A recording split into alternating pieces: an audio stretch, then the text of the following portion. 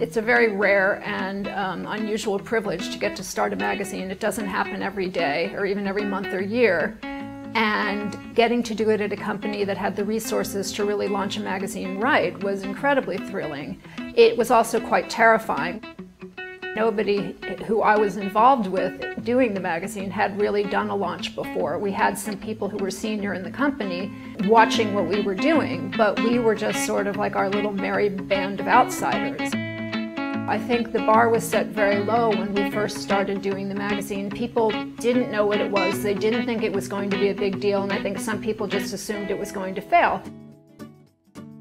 My mission with Girls of a Certain Age is to provide a venue for women in their 40s and above who are looking for great style on the internet and aren't really finding it. Most fashion blogs on the internet are not even only by women in their 20s, they're by women in their early 20s. And that's a lot of fun and it can be inspiring to look at, but it has very little to do with what our style is at this point in time.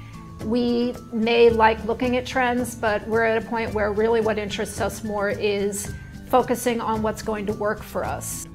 Your readers want to post every day. They want a reason to come back every day, and that's really important. Even if it's just one post, they want to be able to do that and mark time by coming back to see. Also, I put a big priority on being nice.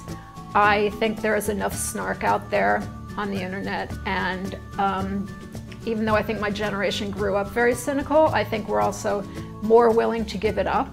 I think cynicism is the easiest way to be funny and the easiest way to be smart, but it's not necessarily the best way. It doesn't mean you can't be edgy. It doesn't mean you can't be funny in sometimes a kind of bitchy way, but it just means that constant onslaught of snark and smirking, it's just exhausting.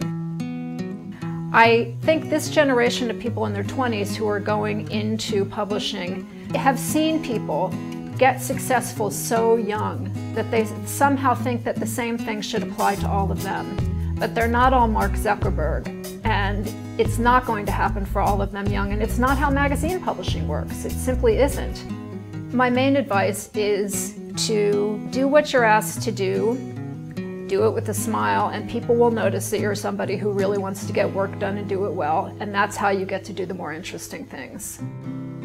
I think one of the things I've learned over my years in magazines and as a person is that you can just never say never to anything. You have no idea what path your life is going to take. And closing yourself off to experiences only means you're going to feel silly when they end up being the experiences that are standing right in front of you. I wouldn't have been happy if I hadn't done something on the scale of lucky, but having done something on the scale of lucky, I'm happy never to do anything like that again.